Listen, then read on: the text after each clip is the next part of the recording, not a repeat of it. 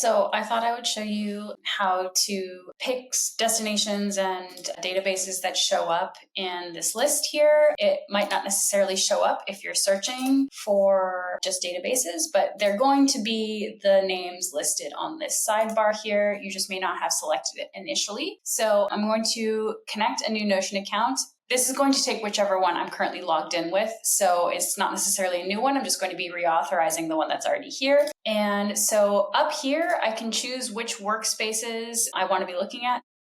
And then I have a list of all of the databases that I have access to. And so I can do this and allow access.